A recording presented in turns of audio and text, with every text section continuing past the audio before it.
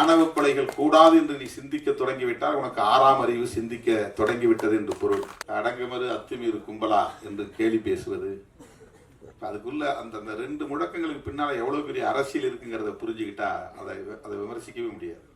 கிண்டல் பண்றாங்க ஒருத்தனா வந்து மேல் சாதிங்கிற ஒரு ஆதிக்க உணர்வுல இருந்து பேசுற விமர்சனங்கள். அந்த மேல் சாதி அல்லது உயர் சாதி என்கிற அந்த ஆதிக்க போக்கு இருக்கு பாருங்க, அதை எதிர்க்கிற சிந்தனை தான் முற்போக்கு சிந்தனை. ஆனால் சாமித்துவ அடிகளார், எனது பெருமதிப்புக்குரிய ஐயா பால பிரஜாபதி அடிகளார் அந்த பொது மேடையில திருமாவளவன் என்னுடைய வளர்ப்பு பிள்ளை அப்படின்னு அறிவித்தார். இந்த நிகழ்வை நம்முடைய இயக்குனர் திலகம் புரட்சி தலைவர் எம்ஜிஆர் அவர்களின் கலை உலக வாரிசு திரைக்கதை வித்தகர் இயக்குனர் பாக்கியராஜ் அவர்கள் பங்கேற்று இந்நிகழ்வையும் சிறப்பித்திருக்கிறார். இந்த திரைப்படத்திற்கும் பெருமை சேர்த்திருக்கிறார். திரைப்பட கதாநாயகன் அம்பேத்கருக்கும் மனப்பூர்வமான வாழ்த்துக்களை வழங்கியிருக்கிறார். அவரோடு நான் இந்த நிகழ்விலே பங்கேற்றதில் மகிழ்ச்சி அடைகிறேன். தீபா அவர்கள் சொன்னதைப் போல நாம் எல்லோரும் 70களில் 80களில் அவருடைய திரைப்படங்களை பார்ப்பதற்கு, அவருடைய திரைக்கதை அமைப்பை கண்டு வியப்பதற்கு, அவருடைய உரையாடல்களை ரசிப்பதற்கு போட்டி போட்டுக்கொண்டு திரையரங்குகளுக்கு ஓடிய காலம் அந்த காலம்.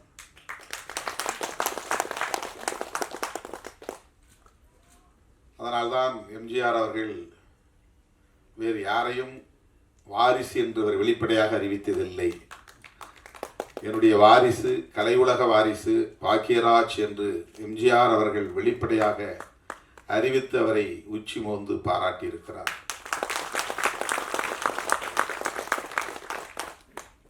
அவருடைய வாழ்த்துக்களையும் பாராட்டுக்களையும் பெறுவதற்கு தமிழ் மக்களின் பேராதரவு மிக முக்கியமான காரணம். அந்த அளவுக்கு தமிழ் மக்களின் நெஞ்சத்தை அள்ளியவர் நம்முடைய இயக்குனர் பாக்கியராஜ் அவர்கள். அவருக்கென்று ஒரு தனி வழி, தனி பாணி. திரைக்கதை அமைப்பதென்றால் அதற்கு பாக்கியராஜ் அவர்கள்தான் ஒரே அடையாளம், சான்று என்று சொல்லக்கூடிய அளவுக்கு அதில் மிகப்பெரிய சாதனையாளராக விளங்கியவர். அவருடைய குரல் இன்றைக்கும் எல்லோரையும் கவர்ந்து இழுக்கக்கூடிய ஒரு ஸ்லாங், ஒரு இசை வடிவிலான குரல். குறிப்பாக பெண்களை வெகுவாக ஈர்க்கும். திரைப்படங்களில் ஒரு அப்பாவித்தனமாக எதுவுமே தெரியாத ஒரு அப்பாவி இளைஞரை போல ஒவ்வொரு படத்திலும் அவர் பேசுவது, பொருள் பொதிந்த உரையாடல்களை செய்வது, அறிவுரை வழங்குகிற காட்சிகளை அமைப்பது, முற்போக்கான சிந்தனைகளை நாம் எல்லோரும் இன்றைக்கு இயக்கங்களாக மாறி போராடி கொண்டிருக்கிற இந்த விவரங்களை எல்லாம் அன்றைக்கு எந்த இயக்கமும் அமைக்காமல் திரைக்களத்திலேயே போராடியவர். இந்த கருத்துக்களை பேசியவர், முற்போக்கு கருத்துக்களை பேசியவர். சாதி வேண்டாம், சகோதரத்துவம் வேண்டும், நாம் எல்லோரும் ஒன்று, சமத்துவம் என்கிற அந்த கருத்துக்களை அந்த குடும்ப கதை அமைப்பிலேயே கொண்டு வரக்கூடிய அளவுக்கான வல்லமை பெற்றவர். இன்றைக்கும் அதே நிலைப்பாட்டில் உறுதியாக இருக்கிறார். அவருடைய தோற்றம் கூட இன்னும் மாறவில்லை. அப்படியே இளமை ஊஞ்சலாடுகிறது என்று சொல்லக்கூடிய அளவுக்கு அதை அப்படியே அவர் மெயின்டைன் செய்கிறார். அந்த குரல், அந்த கருத்து, அந்த பார்வை அனைத்தும் இந்த தலைமுறையையும் கவரக்கூடிய வகையிலே அமைந்திருக்கிறது. அந்த வகையிலே அவர் இந்த நிகழ்வில் பங்கேற்றது நமக்கு அனைவருக்கும் பெருமை, மகிழ்ச்சி. அவர் சொன்னதைப் போல இயக்குனர் விஜய் அவர்களும் தம்பி கதாநாயகன் அம்பேத்கர் அவர்களும்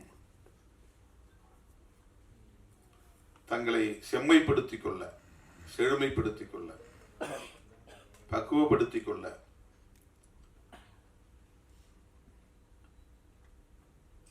தங்களுடைய களத்தில் முன்னோர் யாரோ, சாதித்தவர்கள் யாரோ அவர்களை பின்பற்ற வேண்டும். அப்போதுதான் இந்த களத்திலே வெற்றி பெற முடியும்.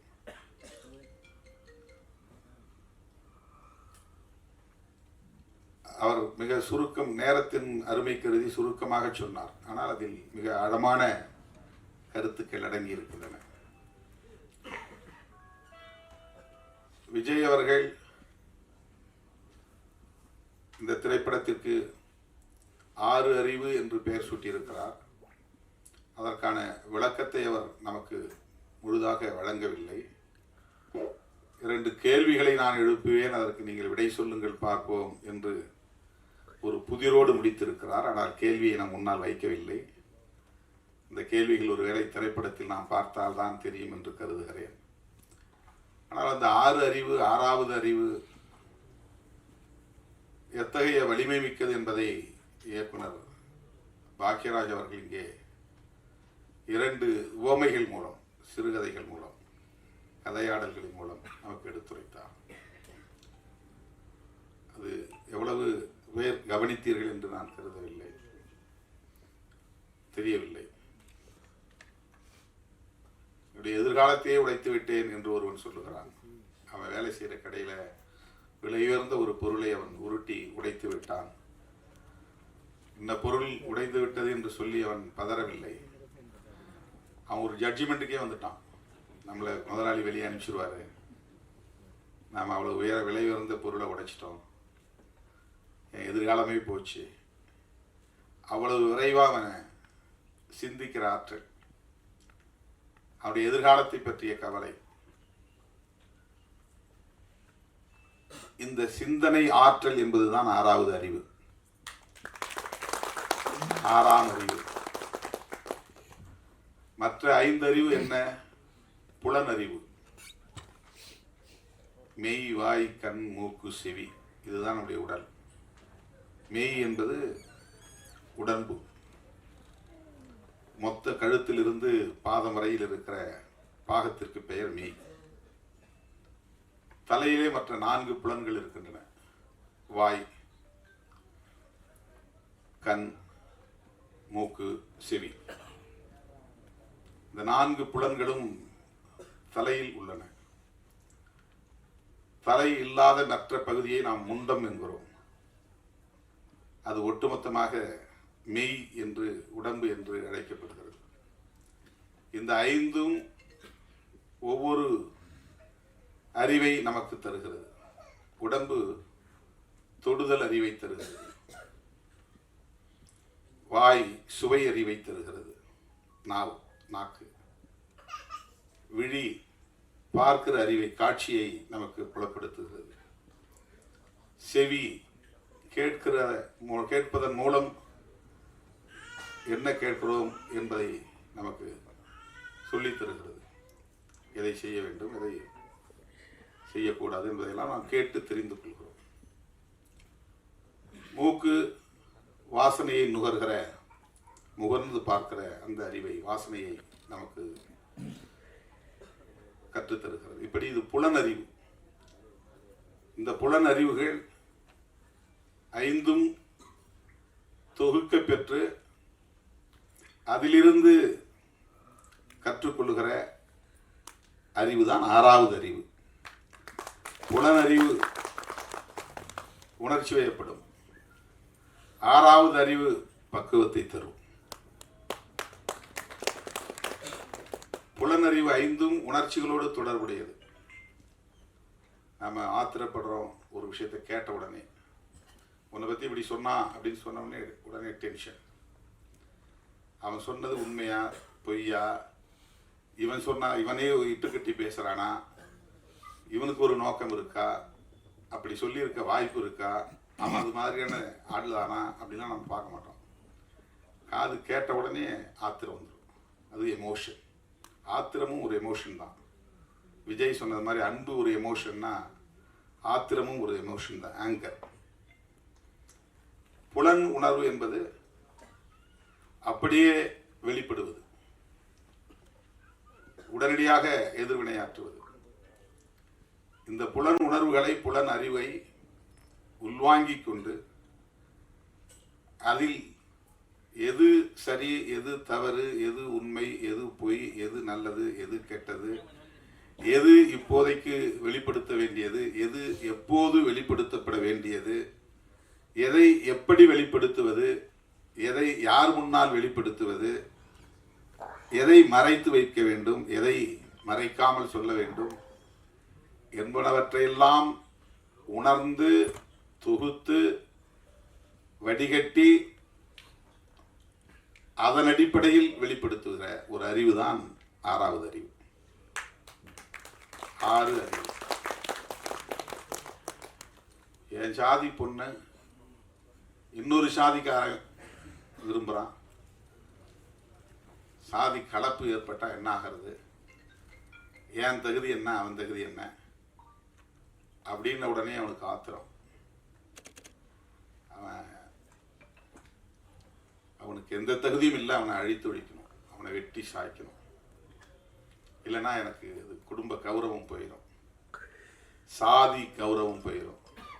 இந்த உணர்ச்சி மட்டுமே திணிக்கப்பட்ட நிலையில் அதில் மட்டுமே இருக்கிறவன் பின் விளைவுகளை பற்றி கவலைப்படுறதில்லை. இப்படி ஒரு கொலை நடந்தால் அதுக்கு பிறகு சட்டம் வரும், காவல்துறை வரும், கைது செய்வார்கள், சிறைக்கு போக வேண்டி வரும், ஆயுள் தண்டனையே கிடைக்கலாம் அல்லது மரண தண்டனையே கிடைக்கலாம். நம்முடைய குடும்பம் சிதறி போகும், நம்முடைய மனைவி நடுத்தருவிலே நிற்பாள், நம்முடைய பிள்ளைகள் நடுத்தருவிலே நிற்பார்கள், அவர்களை கவனிக்க ஆள் இல்லாமல் போய்விடுவார்கள், நம்முடைய ஒட்டுமொத்த குடும்பமே சிதறி போகுமே என்றெல்லாம் சிந்திக்க அவனுக்கு இடம் தராது. வெறும் புலனறிவு, ஆறாம் அறிவு இல்லை. தன்னை சுற்றி 360 டிகிரியிலும் கண்காணிக்கிறவர்கள் இருக்கிறார்கள், கேமராக்கள் இருக்கின்றன, அரசு இருக்கிறது, சட்டம் இருக்கிறது. நாம் விரும்பினாலும் விரும்பாவிட்டாலும் சட்டம் தன் கடமையை செய்யும், அதிலிருந்து தப்ப முடியாது. அமைதியான குடும்பம் சிதறி போகும். இதையெல்லாம் சிந்திக்க மூளைக்கு நேரம் கொடுப்பதில்லை.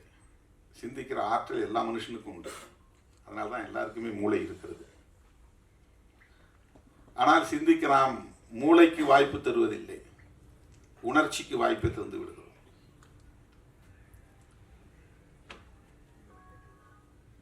விலங்கினங்களிலிருந்து மனிதன் வேறுபடுவது இந்த ஆறாம் அறிவின் மூலம்தான். இதையெல்லாம் யோசித்து பார்க்கிறவன், சிந்தித்து பார்க்கிறவன் முதிர்ச்சி அடைகிறான், பக்குவம் அடைகிறான், பிறருக்கு வழிகாட்டுகிறான். சகோதரத்துவம் மேலானது என்று நம்புகிறான்.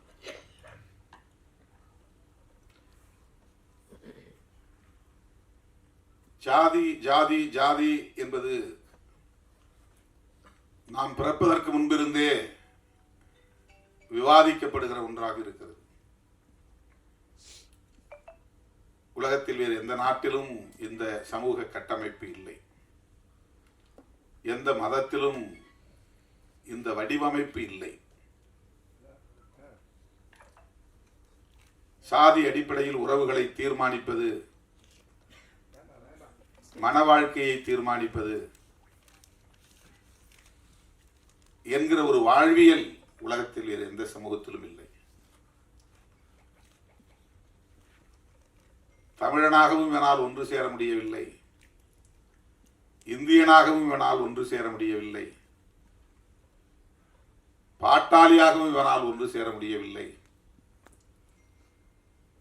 ஒரே சாதிக்குள் ஒரு சகோதரத்துவமும் மலர்வதற்கு வாய்ப்பில்லை என்கிற நிலையை எது ஏற்படுத்தி இருக்கிறது என்றால் சாதிதான்.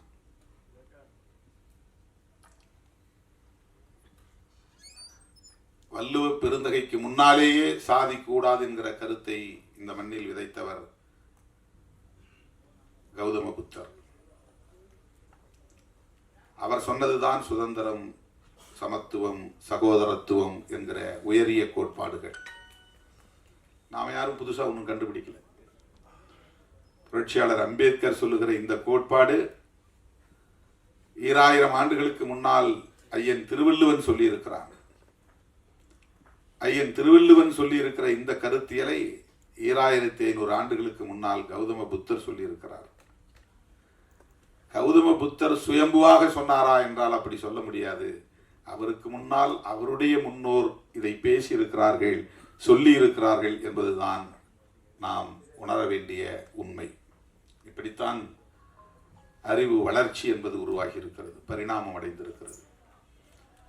ஆகவே சாதி ஆணவ கொலைகளுக்கு காரணமாக இருக்கிறது என்பதை இன்றைக்கு விஜய் சிஎம் விஜய்னு சொன்னா அது வேற மாதிரி பொருளாகிறது. அதனாலதான் கேட்டேன், உங்களுக்கு ஏன் சிஎம் பேர் வந்துச்சு? நான் செட்டிக்குளம் ஊர் பேர் செட்டிநாடு சொன்னாங்க. அப்பா பேரு முத்தும் பெருமாள்னாரு. இப்ப சேமு விஜய்னு போடலாமே அப்படின்னு எனக்கு தோணுச்சு. சிஎம் விஜய்னா திருமாவளவனே சொல்லிட்டாருங்கிற மாதிரி ஆயிடும்.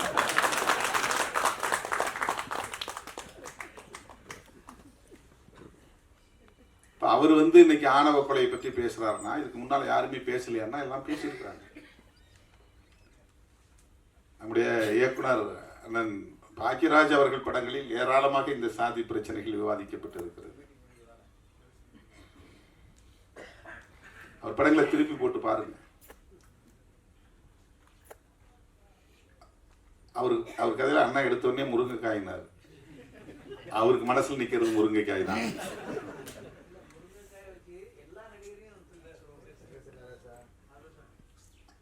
அது ஒரு உத்தி, அவ்வளவுதான்.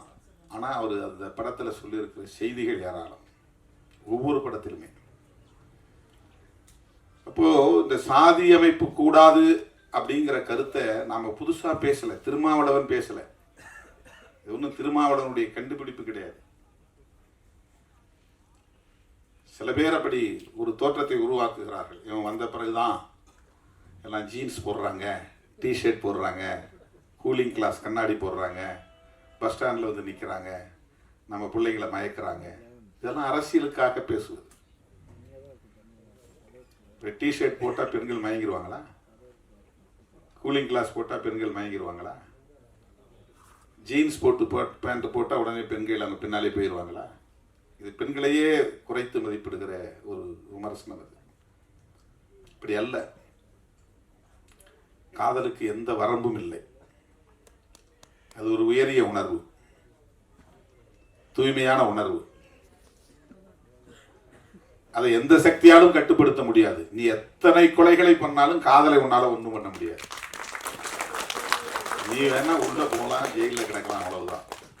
அதுதான் எதிர்வினை. ஒரு உயிரை நீ பறிக்கலாம், நீ ஜெயிலுக்கு போய் கிடக்கலாம், அவ்வளவுதான் நடக்கும். மதுரை வீரன் காலத்திலிருந்தே புராண காலத்தில் மதுரை வீரன் கதையே அப்படிதான் நடந்திருக்குது. சாதி விட்டு சாதி. காத்தவராயன் கதையே அப்படிதான் நடந்திருக்குது. காத்தவராயன் ஆரியமாலா கதைன்னு நினைக்கிறேன். நிறைய கதைகள் அப்படி இருக்கு.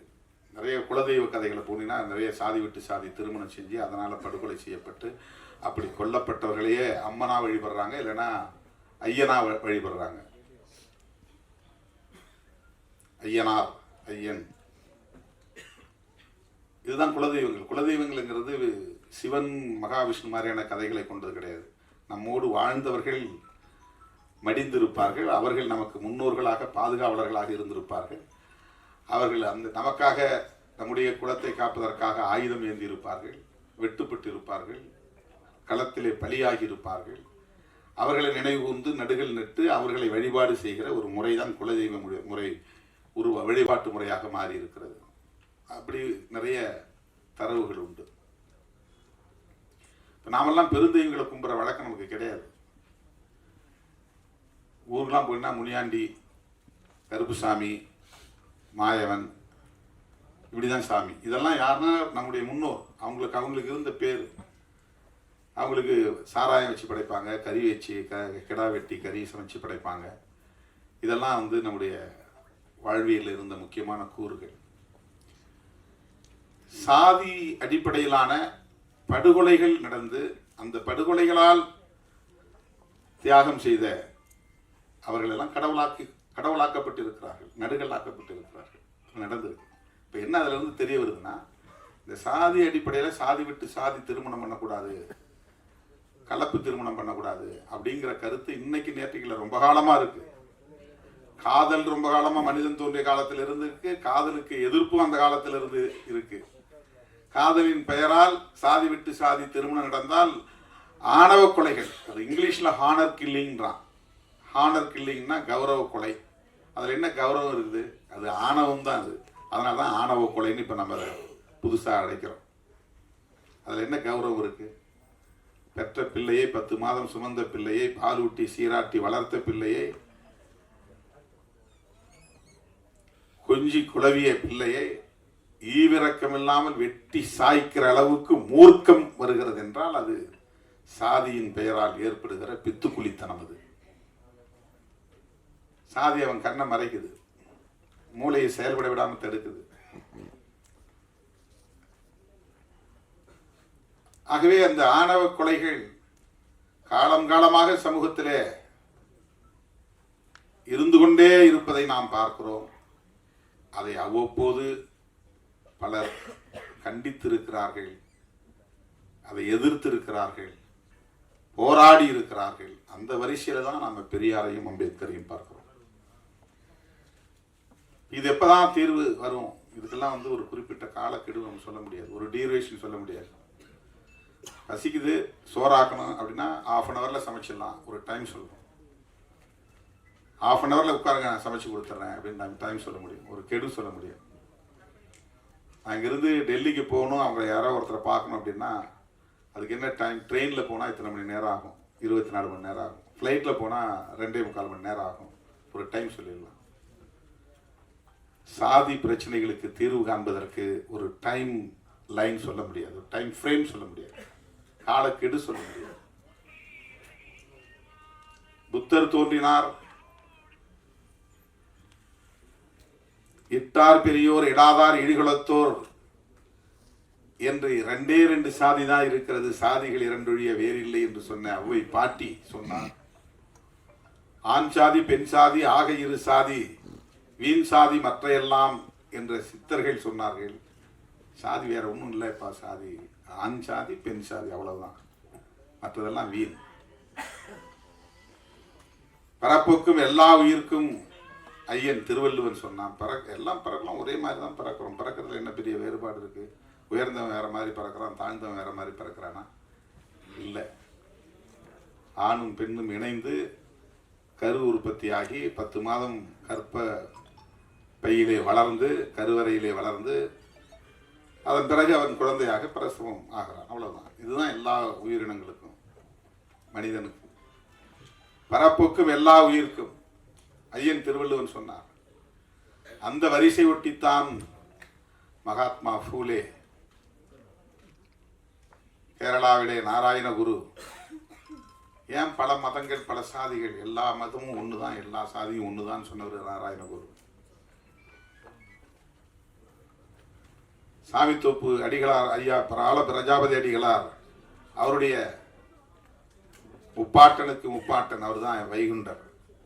150 வருஷங்களுக்கு முன்னால ஏதரா சாதி, எங்க சாதி இருக்குன்னு அவர் ஒரு கிணறு தோண்டி, 10 சமத்துவ கிணறு ஒரு கிணறு தோண்டி 18 கிராமங்கள்ல இருந்து மக்கள் எல்லா சாதியும் ஒரே இடத்துல வந்து உட்கார சொல்லி, அதில் வாளியில தண்ணி அள்ளி எல்லாம் ஒரே இடத்துல குளிச்சிருக்கிறாங்க. அந்த தண்ணியை அள்ளி ஒரே வாளியில தண்ணி எடுத்து குடிச்சிருக்கிறாங்க. குடிக்க வச்சவர் யாருன்னா வைகுண்டர். பரப்பால எவனும் உயர்ந்தவன் இல்லை, தாழ்ந்தவன் இல்லை. நான் வந்து திருமாவளவன் சொல்றேன்னு நினைச்சிட்டு இருக்கிறான். வைகுண்டர் சொன்னார, வைகுண்டரை உங்களால எதிர்க்க முடியுமா? வைகுண்டர் சொன்னதுதான் நான் சொல்றேன், நாராயணகுரு சொன்னதுதான் நம்ம பேசுறோம், அவ்வளவுதான். நம்ம புதுசா ஒன்றும் கண்டுபிடிக்கல, எதையும் பேசல. அவங்களுக்கு பின்னால தோன்றியவர்கள் தான் பெரியார், அம்பேத்கர்லாம். இவங்களுக்கு மூத்தவர் வந்து வைகுண்டர், சமகாலத்தவர் ஐயா நாராயணகுரு. அதே காலத்து தலைவர் பசவண்ணா, அவரும் 150 வருஷத்துக்கு முன்னால் 200 வருஷத்துக்கு முன்னால் நினைக்கிறேன், 12ஆம் நூற்றாண்டு, அவர் கிட்டத்தட்ட 800 வருஷத்துக்கு முன்னால் அவர் சாதி பரப்பின் அடிப்படையில் சாதி இல்லைன்னு எதிர்த்து போரிட்டவர் தான். இன்னைக்கு அவரை பின்பற்றவங்க சாதியை கடைபிடிக்கிறாங்க, அது வேற விஷயம். ரொம்ப அருமையா ஒரு விஷயத்தை சொன்னார்.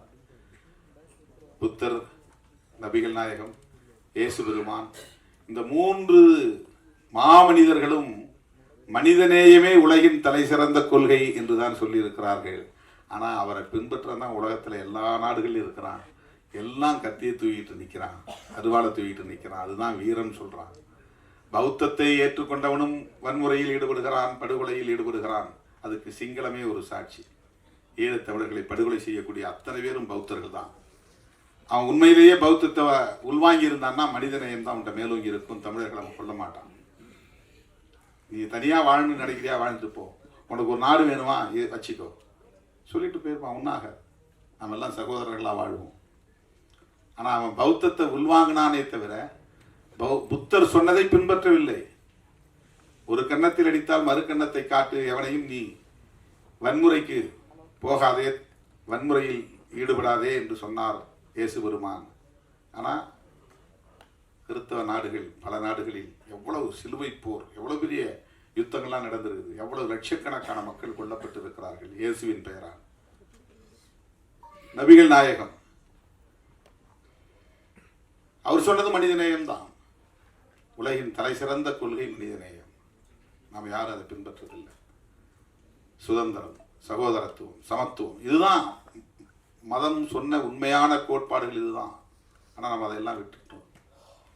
பரப்பாத நீ யார், நான் யார், எனக்கு நீ சமமாக வருவியா, என் வீட்டு பிள்ளையை நீ மயக்கி இழுத்துட்டு போக பார்க்குறியா, இங்கே இருக்கிற சொத்தை பறிக்கிறதுக்காக நீ லவ் பண்ணுறது, நாடக காதல் பண்ணுறியா, இந்த விமர்சனங்கள் எல்லாம் அவர்களின் நலன்களுக்காக பேசப்படுகிற ஒன்று. இது காதல் என்கிற உணர்வுகளை கொச்சைப்படுத்துகிற ஒரு முயற்சி. அதை ஒரு கருப்பொருளாக கொண்டு ஆணவ கொலையை தடுக்க வேண்டும் என்கிற அடிப்படையில் படம் இன்னும் நம்ம முழுமையாக பார்க்கல. கதையை அப்பப்போ லேசாக 1-2 வரி அவர் சொன்னார். நான் கூட விஜய்கிட்ட சொன்னேன், அதான் சிஎம் விஜய் தான், விஜய்கிட்ட சொன்னேன், கொஞ்சம் சுருக்கமாக கதையை சொல்லுங்க மேடையில் அப்படின்னேன். கதையை சொல்லிட்டா நீங்கள் யாரும் போய் பார்க்க மாட்டீங்கன்றதுனால அவர் புதிர் போட்டு 2 கேள்வி எழுப்புவேன், நீங்கள் பதில் சொல்லணும்னு சொல்லியிருக்கிறாரு. புரட்சிகரமான சிந்தனைகள், முற்போக்கான சிந்தனைகள், ஜனநாயகபூர்வமான சிந்தனைகள் எல்லா தளங்களிலும் வளர வேண்டும், திரைத்துறை உட்பட.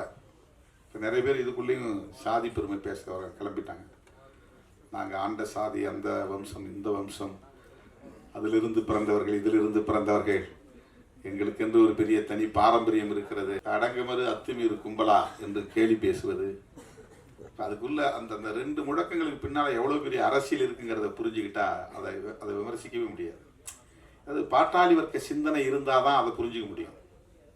உழைக்கும் மக்களுடைய நலன்களை பற்றிய அக்கறை இருந்தால்தான் அடங்கமறு அத்துமீறு திமிரி எழு திருப்பியடி இது வன்முறைகளை தூண்டுவது அல்ல, வன்முறைகளை எதிர்த்து நிற்கிற டிஃபென்சிவ் ஸ்லோகன். அது டிஃபென்சிவ் மோட்ல சொல்லக்கூடிய ஒரு தற்காப்பு உத்தி அடிப்படையில் முன்வைக்கப்பட்ட முழக்கம். உன்னை அடிச்சுக்கிட்டே இருக்கிறான் அப்படிங்கிறதுனால நீ அப்படியே ஒடுங்கி போயிடாத, நீ கொஞ்சமாவது எதிர்த்து நின்னாதான். ஒரு கெளுத்தி மீனை நம்ம பிடிச்சா விட அது திமிரி நம்ம கையில் காயப்படுத்துது. தேலுக்கு கொடுக்கல விஷம் இருக்கு, பேணி லேசா சீன்னா அது தேல் கொட்டுறது தான் திருப்பி அடின்னு அர்த்தம். குழவி கொட்டுது பாருங்க, அதுதான் திருப்பி அடித்தல்.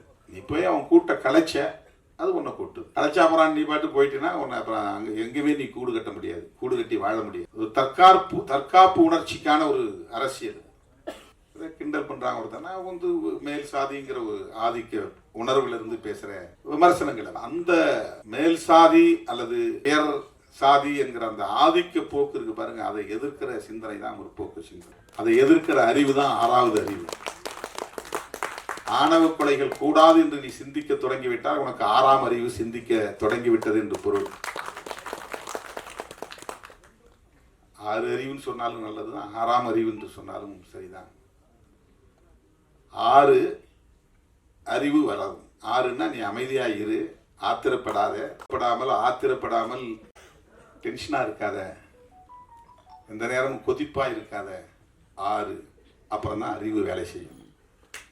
6 அறிவு. அது வரையிலும் அறிவு வேலை செய்யாது. விஜய் அவர்கள் ஒரு இளைஞனுக்கு, புதிய ஒரு இளைஞனுக்கு, வாழ்க்கையில் சாதிக்க வேண்டும் என்று துடிக்கிற இளைஞனுக்கு ஒரு அரிய வாய்ப்பை தந்திருக்கிறார். அந்த வகையில் விஜய் நான் பாராட்ட கடமைப்பட்டிருக்கிறேன்.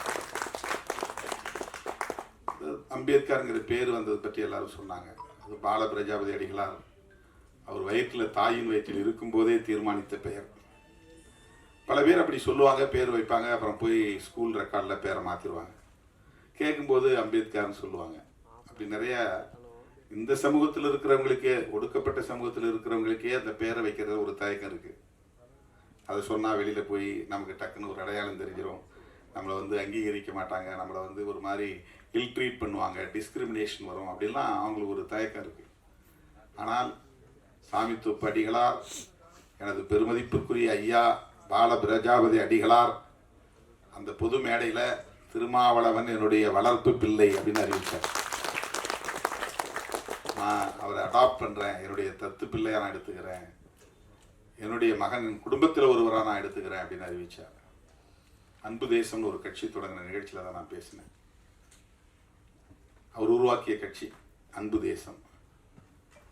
இப்போ நான் சொன்னேன், நீங்கள் வந்து இந்த தலித்துகள் வாழக்கூடிய தெருவில் போனீங்கன்னா இந்திரா காந்தியின் பேர் இருக்கும், கருணாநிதியின் பேர் இருக்கும், எம்ஜிஆர்னே பேர் இருக்கும், காமராஜர்னு ஏகப்பட்ட, எங்கெல்லாம் எல்லா ஊர்லேயும் ஒரு 10 காமராஜ் இருப்பாங்க. காமராஜுங்கிற பேர் இல்லாதவங்களே இருக்க மாட்டாங்க. ஆனால் ஊர் தெருங்கிற இடத்துல எங்கேயாவது ஒரே ஒரு குழந்தைக்காவது அம்பேத்கர்னு பேர் இருக்கா? இப்போ யார் சாதி பார்க்குறாங்க? தலித்துகளாக சாதி பார்க்குறாங்க. அம்பேத்கர் உலகளாவிய பெருந்தலைவர், அறிவார்ந்தவர்கள் எல்லாம் போற்றும் பேரறிவாளர். ஆனால் அவரையும் இன்னைக்கு சாதி அடிப்படையில் பார்க்குற ஒரு பார்வை தானே இன்னைக்கு இருக்குது இந்த சமூகத்தில். அப்படின்னுடைய வலியை, ஆதங்கத்தை நான் வெளிப்படுத்திய போது, இந்த சமூகத்தில் நான் பிறந்த நாடார் குலத்தில் தம்பி திருமாவளவன் சொன்னதைப் போல பிறக்க போகிற குழந்தைகளுக்கு நான் அம்பேத்கர் என்று பெயர் சூட்டுவேன் அப்படின்னு உறுதி கொடுத்தார். தம்பி பிறந்த உடனே என்னை தொலைபேசியில் கூப்பிட்டு, இந்த மாதிரி ஒரு பிள்ளை பிறந்திருக்கிறான், நான் சொன்ன குழந்தை நம்ம வைகுண்டர் வழியை பின்பற்றக்கூடியவர்கள், ஐயா வழியை பின்பற்றக்கூடியவர்கள், அந்த பிள்ளைக்கு நான் அம்பேத்கர் பேர் வச்சிருக்கிறேன் தம்பின்னு அவ்வளவு மகிழ்ச்சியாக புலகாங்கிதத்தோடு சொன்னார். அப்புறம் வர சொல்லி பார்த்தார். பல வருஷங்களுக்கு பிறகு ஒரு ஆளாகி நான் இப்போ காலேஜ் படிக்க வந்திருக்கிறேன்னு வந்து தம்பி எனக்கு அறிமுகமானான். அதுக்கிடையில் நான் சந்திக்கிற வாய்ப்பே எனக்கு கிடைக்கிறேன். ஐயா நம்முடைய தனபால் அவங்க அப்பாவும் அவங்க அம்மாவும் அழைச்சிட்டு வந்து, தம்பி யார் தெரியுதா, இவர் தான் அம்பேத்கர் அப்படின்னு எனக்கு அறிமுகப்படுத்தினாங்க. எனக்கு வந்து அப்படியே எப்படி சொல்கிறதுன்னு தெரியல, உடம்பெல்லாம் அப்படி சிலிர்த்தது. அதே பெயரோடு திரைக்களத்திலும் அடியெடுத்து வைத்திருக்கிறார் தம்பி அம்பேத்கர் என்பது எனக்கு பூரிப்பாக இருக்கிறது. திரைப்படத்துக்காக நான் வேற பேரை வச்சுக்கிறேன் அப்படின்னு வச்சுக்கல. எனக்கு வேற ஏதாவது பெயர் நல்லா மாடர்னாக வைங்க, நல்லா கேட்சிங்காக வைங்க, நல்லா பிரபலமாகிறது வைங்க. வாய்ப்பு வருது, வாய்ப்பு வரல, வெற்றி தோல்வி அதை பற்றி எனக்கு கவலை இல்லை. அம்பேத்கர் தான் என் பெயர். நாயகன், கதை நாயகனின் பெயர் அம்பேத்கர். அதுக்கு அந்த தம்பிக்கும் ஒரு துணிச்சல் வேண்டும், இயக்குனருக்கும் ஒரு துணிச்சல் வேண்டும். அந்த துணிச்சல் இருவருக்குமே இருக்கிறது என்பதை எண்ணி நான் பெருமைப்படுகிறேன். அவர்கள் இந்த திரைக்களத்தில் சாதனைகள் பல படைக்க என்னுடைய நெஞ்சார்ந்த வாழ்த்துக்களை தெரிவித்து இந்த வாய்ப்புக்கு நன்றி கூறி முடிக்கிறேன். நன்றி.